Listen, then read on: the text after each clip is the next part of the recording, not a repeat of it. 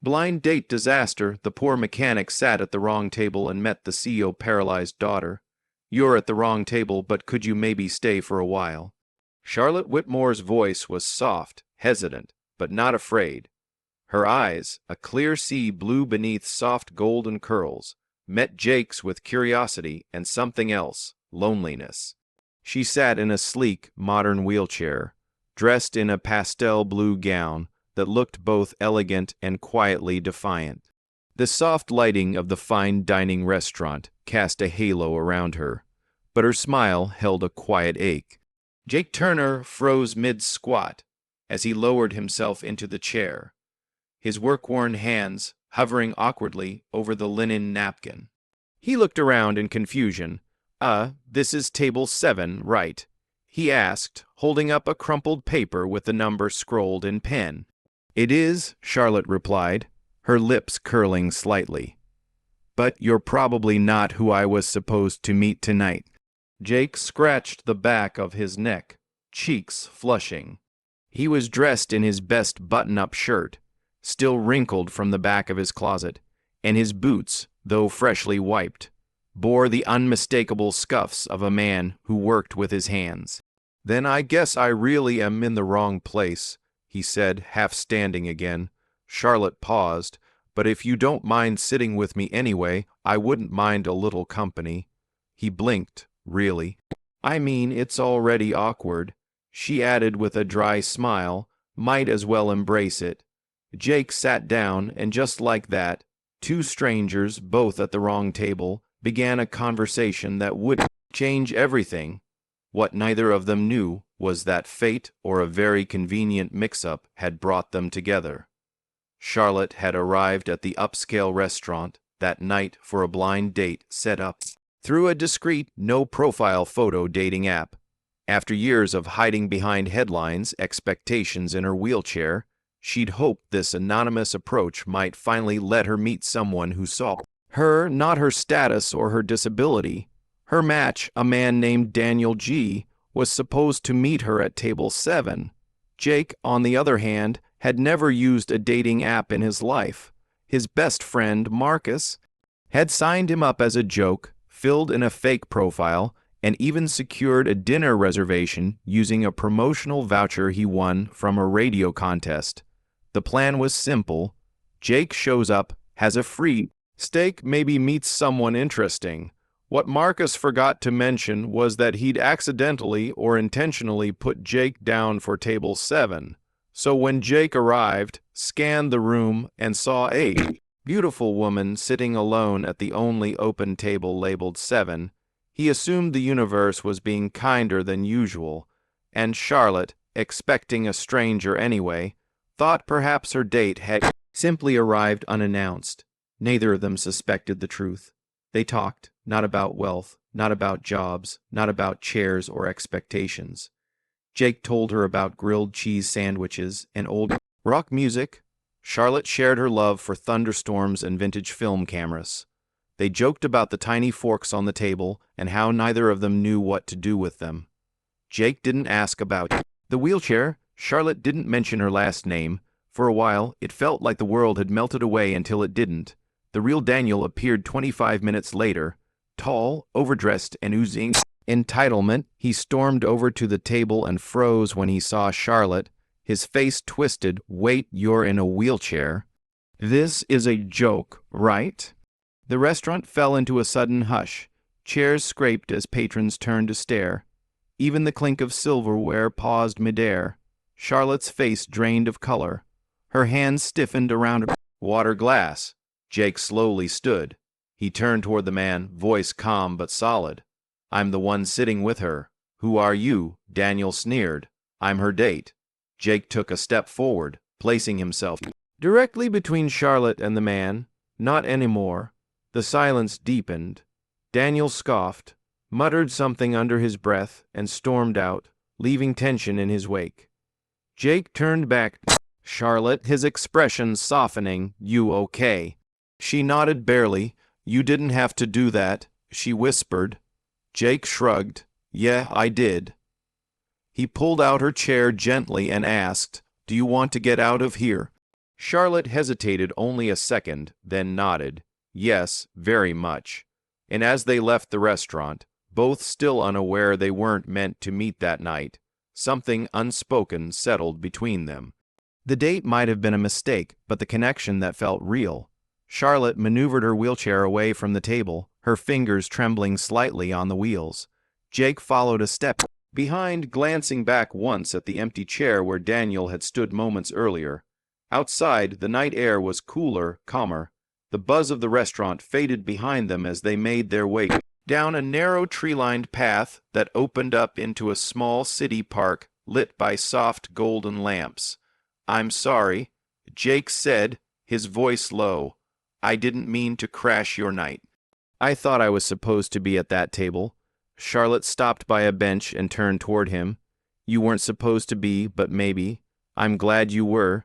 Jake smiled, rubbing the back of his neck awkwardly.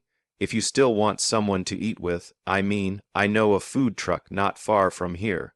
Grilled cheese and tomato soup. Nothing fancy, but the guy remembers your name after one order." Charlotte tilted her head. Grilled cheese sounds perfect. They walked, she wheeled, he paced beside her. When they reached the truck, Jake ordered, adding extra crispy edges. "Trust me." They took their food to the park bench, steam rising from the paper cups. Charlotte sipped her soup. "So what's your story, Mr. Mechanic?" Jake laughed. "You already figured me out. You smell like engine grease." "And kindness," she teased. "I'm a fast learner." He looked down at his sandwich, then back up at her. "Well, my dad passed when I was 10. Mom worked nights at the hospital. I started fixing bikes in middle school, then cars by high school. Never had much, but my little sister. She just graduated college. Full ride, that's what mattered." Charlotte's expression softened. "You raised her," he nodded. "Best thing I ever did." She leaned back in her chair. "That's beautiful." Jake looked at her gently. "What about you?" Charlotte hesitated. Her fingers curled slightly around the cup in her lap. 3 years ago, car accident. It was raining. I was driving. Lost control. Jake waited, silent. My lower spine was crushed. Doctors said I was lucky to live. Some days I'm not sure if that's true. Jake's eyes met hers, unwavering. "I think it is." She looked away for a moment, blinking. "Tonight was my first date since. I guess I thought if I hid everything, maybe someone could see me before they saw the chair." "I saw you," Jake said softly. She turned back toward him, surprised. "You were wearing a blue dress, hair like sunshine, telling a stranger about olives. That's what I saw." For a moment, she couldn't speak. As she reached for her drink, her grip slipped slightly. Juice spilled across her hand and lap. "Oh," she gasped, instinctively pulling back. Without hesitation, Jake reached into his jacket pocket, pulled out a clean handkerchief, slightly faded, but neatly folded, and gently dabbed at her fingers. "It's okay. I've got it," he murmured, his hands careful, respectful. Charlotte's breath caught. He wasn't flustered. He wasn't overreacting. He just helped.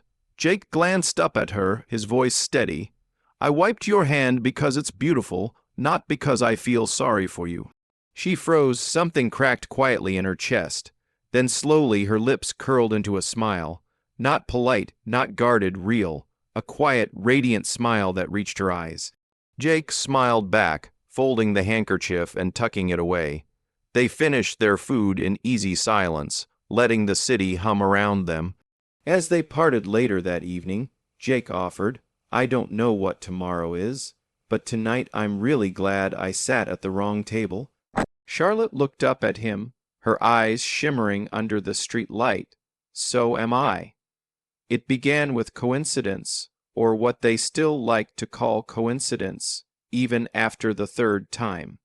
Jake was already at the corner diner when Charlotte wheeled in one misty morning, her hair tied up in a loose bun, cheeks pink from the early chill.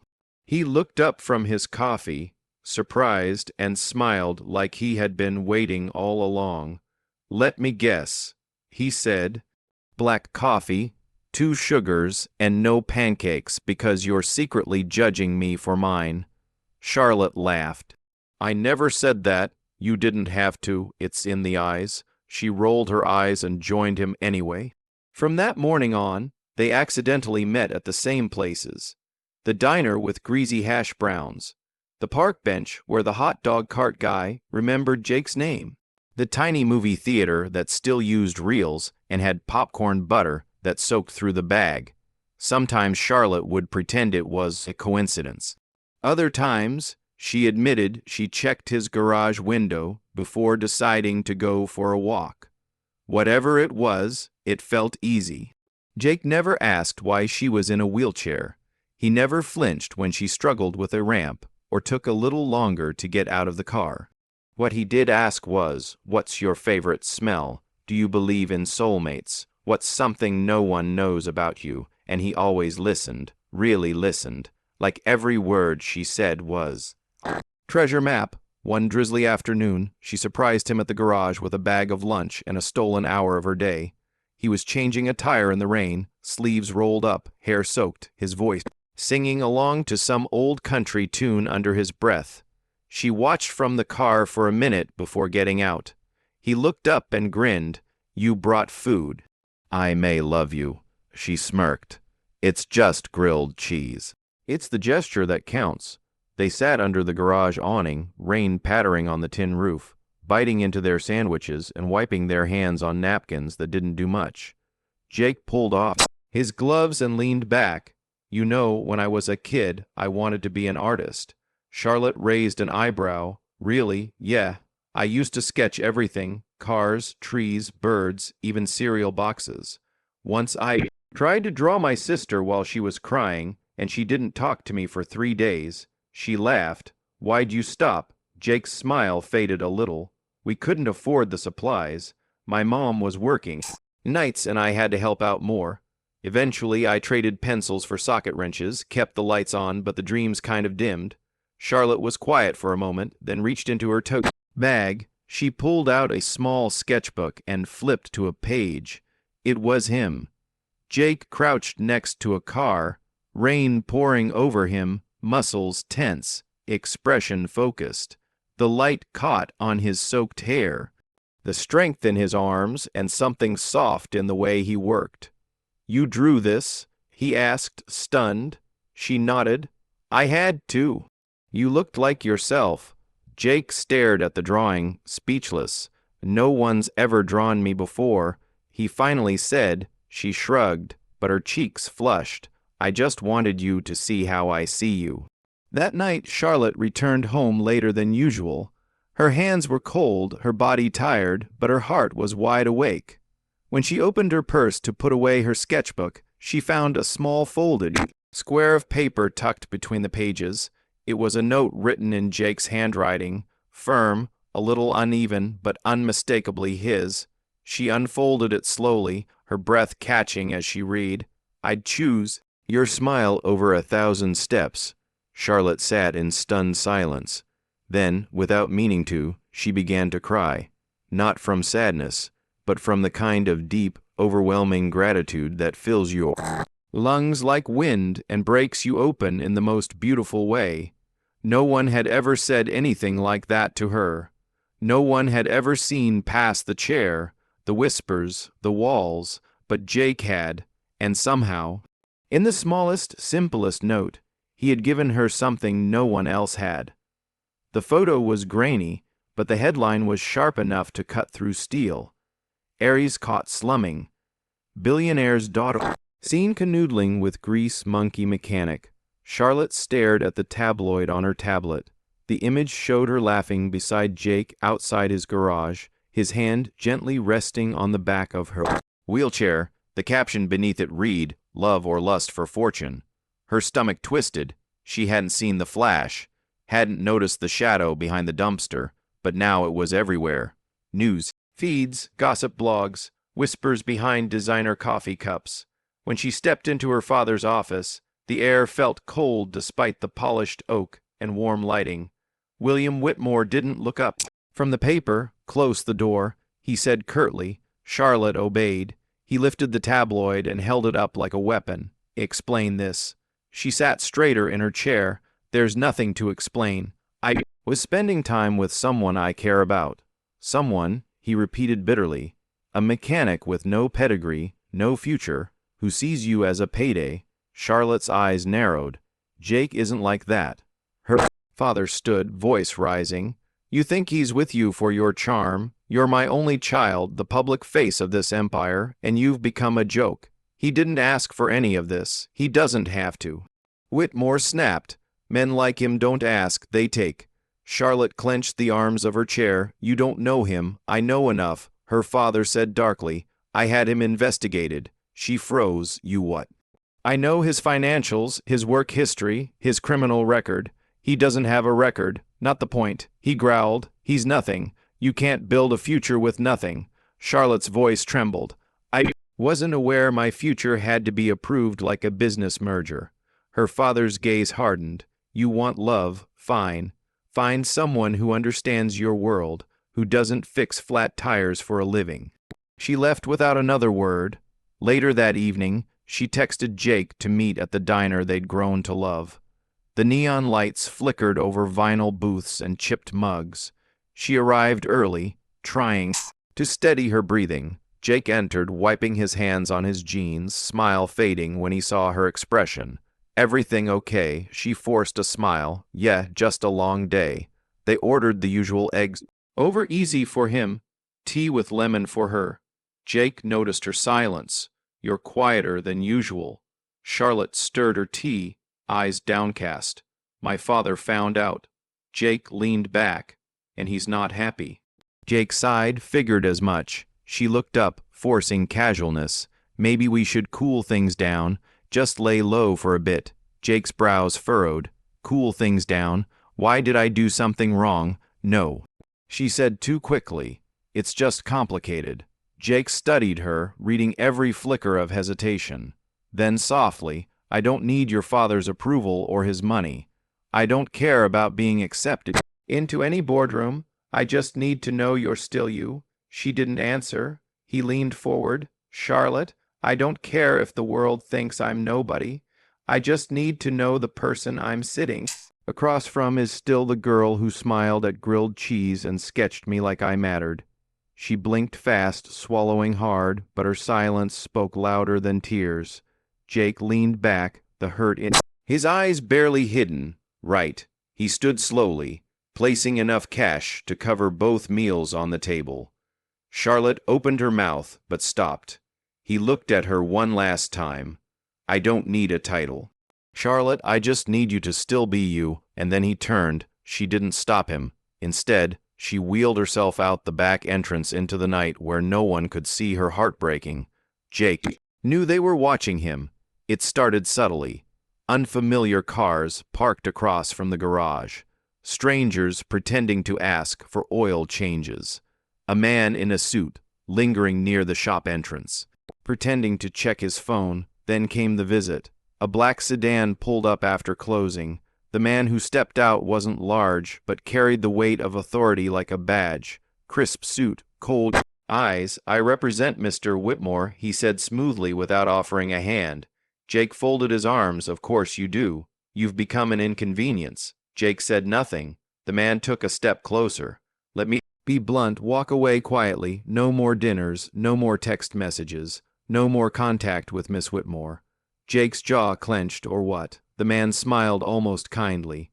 You know how fragile your license is. A small report here, a complaint there, things happen. Inspections fail, loans disappear. He slipped a card onto Jake's workbench. Be smart. Then he left. Jake stood there long after the tail lights vanished. His hands trembled, not from fear, but from rage, helplessness, and love. He stared at his phone. One missed call from Charlotte. He didn't call back. He couldn't, for her sake. Charlotte stared at her phone like it had betrayed her. 16 missed calls. 1723 all unanswered. The last time they'd spoken was at the diner. Since then, silence. She texted, Are you okay? Nothing. Please talk to me. Nothing. Jake, I'm sorry. I didn't mean to push you away. Nothing. She started calling every night, let it ring to voicemail, left messages. Her voice broke in the third one. She stopped trying after the seventh. But every morning her first thought was still the same: call him. Just try again. One night, after a week of silence, she found a small envelope in her apartment. Mailbox, no name, just her address written in careful print. She tore it open with shaking fingers. Inside was a single folded piece of paper, and his handwriting so familiar it hurt. I can't walk beside you, Charlotte, but I'll always be just behind you like a shadow that keeps you standing. This is not goodbye. It's just me keeping you safe, Jake. Her breath caught. She read it again and again. Then the paper slipped from her hand. No. Her scream echoed off the walls. She wheeled backward, knocking over the small table in her hallway. Her sketch pad scattered. Pencils clattered. Across the floor, she slammed her fists into the arms of her chair, eyes blazing with tears. Why, she cried, why are you doing this? She pushed herself toward the door, flung it open, rolled into the empty hallway, and shouted down the silence. I don't want to be protected. I want you. No answer. Only the faint hum of a vending machine and the sharp sobs breaking from her chest. She wheeled back into her apartment and slammed the door shut. Then she did the only thing she hadn't done since the accident. She let herself fall apart. The rain came without warning. Thick, heavy drops soaked Charlotte's dress as she wheeled herself down the street, her hair clinging to her cheeks, her breath short, fast. She didn't care. She didn't tell anyone where she was going. She just went. The bridge wasn't far, but every inch of the way felt heavier than it should. Her arms etched, her fingers numb, but she kept pushing because memory was stronger than the storm. It was her favorite place as a child, the old pedestrian bridge over the river. Her mother used to bring her there on warm evenings. They'd count the boats and throw breadcrumbs to the ducks. It was where her mother had once said, "You'll walk across this bridge on your own one day." That dream died the night of the accident, and now all she wanted was to reach it alone one last time. Charlotte turned onto the ramp, wheels squeaking against the soaked pavement. The rain poured harder, blurring the lights of the city behind her. Thunder rolled somewhere in the distance. She made it halfway across when the front wheel jolted. "Come on," she whispered. The wheel was stuck in a crack between boards. She rocked the chair gently, trying to dislodge it, but it didn't budge. Another tug, nothing, and then headlights. From the far side of the bridge, a delivery truck appeared, moving faster than it should in the downpour. Charlotte waved frantically, screaming, "Stop."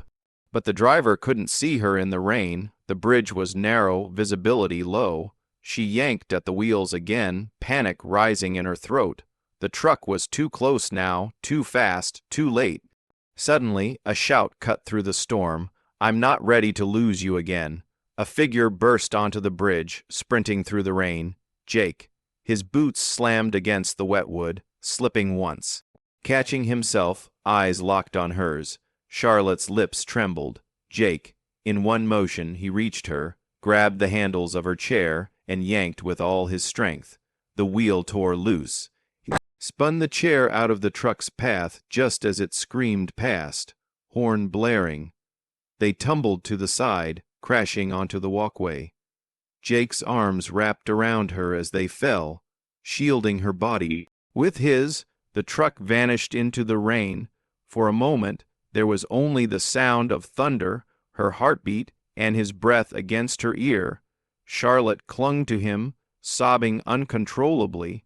Her fists gripped his soaked jacket. "I thought," she choked. "I thought you were gone for good."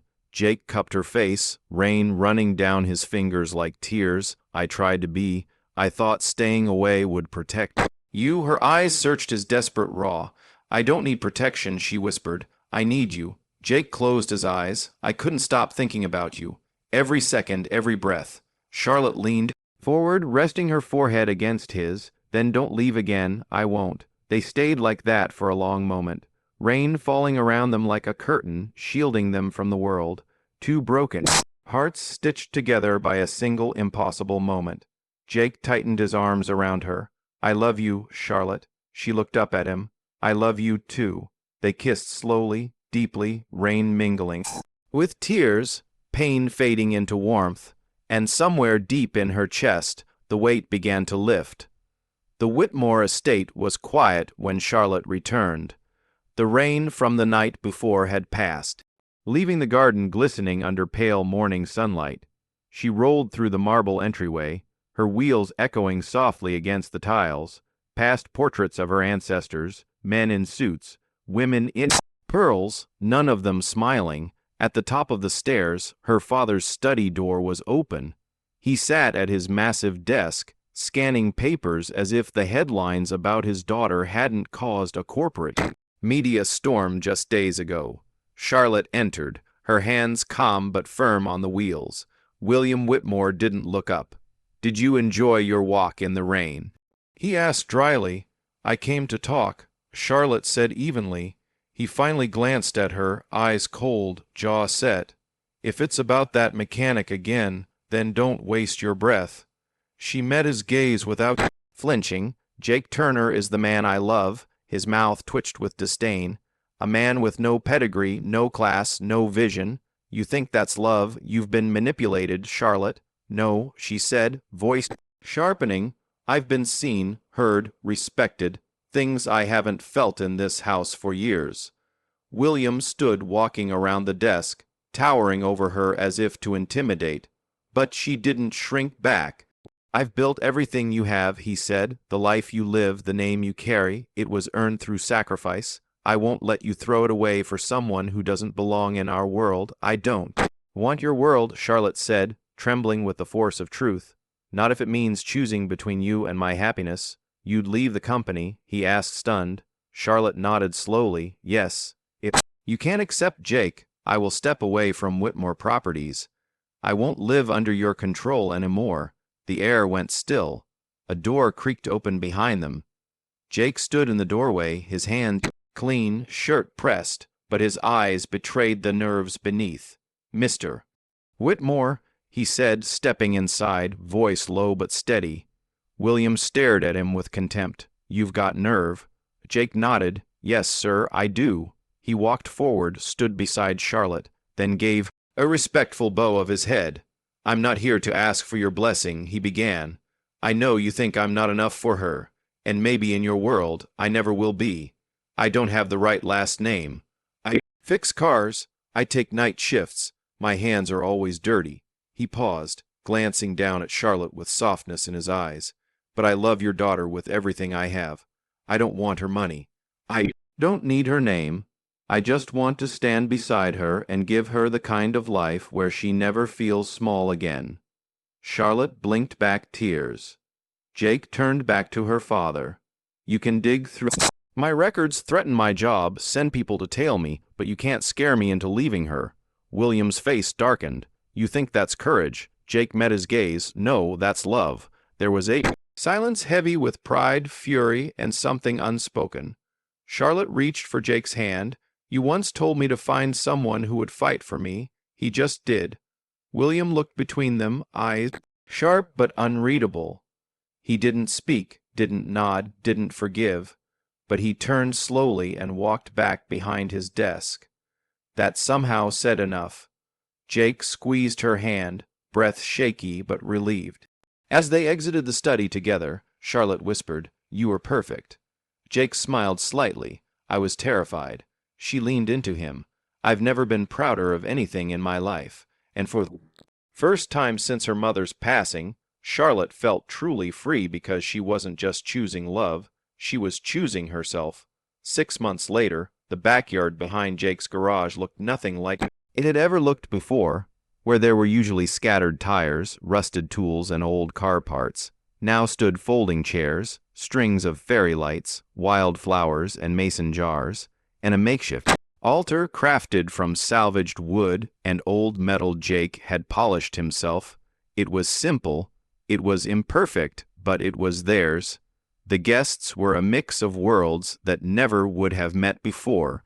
Mechanics in rolled-up sleeves, friends from the neighborhood, a few of Charlotte's college classmates, and surprisingly a handful of men and women in tailored suits from the Whitmore corporate office. But the only two people anyone was truly watching were standing at either end of the grassy aisle. Jake stood beneath the altar, fidgeting nervously, wearing a dark vest over a white shirt, his tie slightly crooked, the way Charlotte always teased him about. And then the music began. Charlotte appeared from behind the garage, holding tightly onto a silver frame walker. Her dress was elegant, but simple white satin that shimmered like moonlight. Her golden hair was swept into a soft braid with loose curls framing her glowing face. The guests stood gasping softly.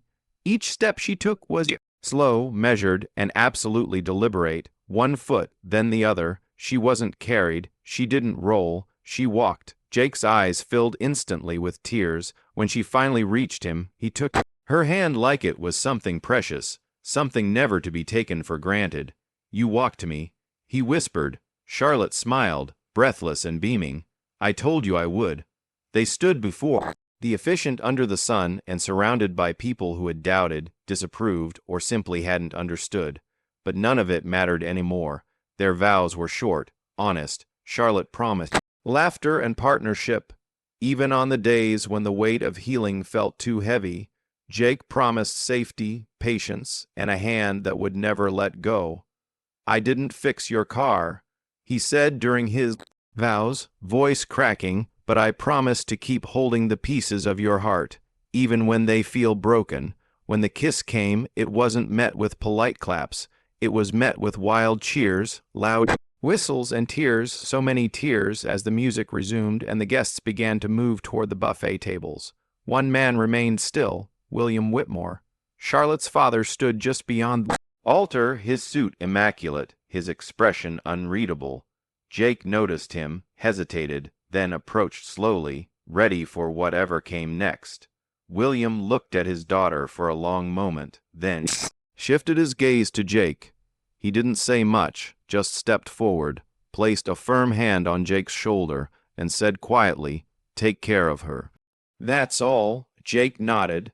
"I will always." It wasn't affection, it wasn't approval, but it was enough. Later that evening, long after the chairs had been folded and the leftover cake packed away, Charlotte and Jake stood at the edge of the ocean. They'd driven out to the coast alone, just the two of them. The stars were beginning to appear as the sun dipped below the horizon, casting golden light over the waves. Charlotte stood on the wooden boardwalk holding Jake's hand. "Are you sure?" he asked gently. She nodded. "I've waited 3 years for this moment." Jake helped her step down, her bare feet slowly touching the cool, soft sand. She gasped just a little. "It's real," she whispered. He smiled. "You're standing on your own." "First time since." "I know," she said, tears brimming. Together they walked barefoot, hand in hand, down to where the water kissed the shore. The ocean breeze wrapped around them like a blessing. Charlotte looked out at the horizon, then at the man beside her. "This," she said, "is better than any ballroom or private island." Jake leaned in and whispered, "One step at a time." "I've got you." She smiled, and they stayed there, feet in the sand, hearts at peace, knowing that no matter where life led them next, they'd face it together forever. Thank you for watching this heartfelt journey of love, resilience, and healing. Jake and Charlotte's story reminds us that sometimes the wrong table leads us to the right person, and that love, when true, sees beyond circumstances. If this story touched your heart, don't forget to like, share, and subscribe to Kindness and Love Tales for more emotional stories that heal, inspire, and remind us of the power of kindness. Hit the bell so you never miss a tale that could change your day. Because kindness is the richest love story of all.